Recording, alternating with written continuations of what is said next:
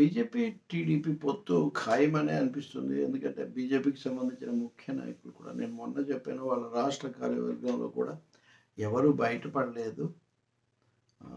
మీరు తొందరగా చెప్పండి ఇలాగే చెప్పారు అని. ఆ తర్వాత కూడా చాలా మలుపులొచ్చాయి.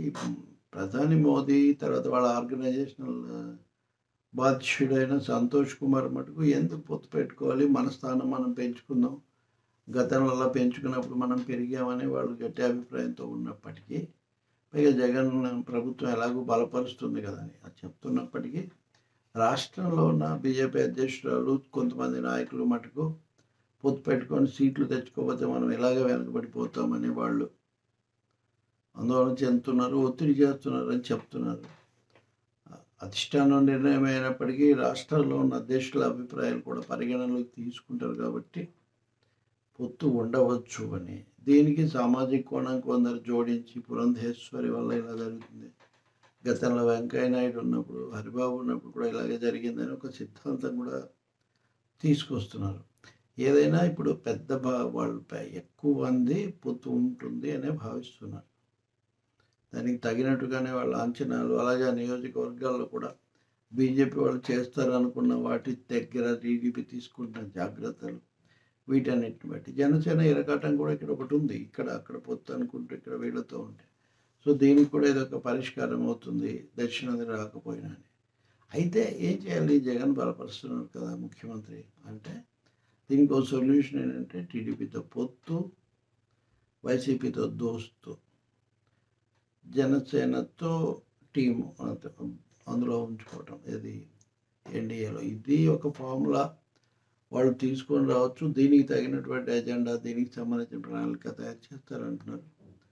దీని మీద ఛానల్స్లో, టీడీపీని బలపరిచే ఛానల్స్లో కూడా హోరాహోరీ వాదనలు జరుగుతున్నాయి. జగన్ అమిత్ షా ఆమోదం లేకుండా పొత్తు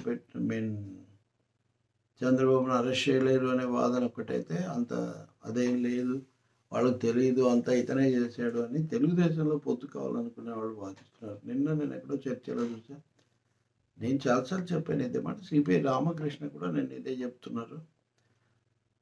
సో సిపిఐలో కొంతమంది ఇంకా బీజేపీని కాదని తమతో వస్తారేమోనని, ఇంకొంతమంది బీజేపీతో ఉన్నా కానీ తెలుగుదేశం మత పార్టీ కాదు కాబట్టి దాంతో వెళ్తే తప్పేముందని అంటున్నారనే ఒక మాట.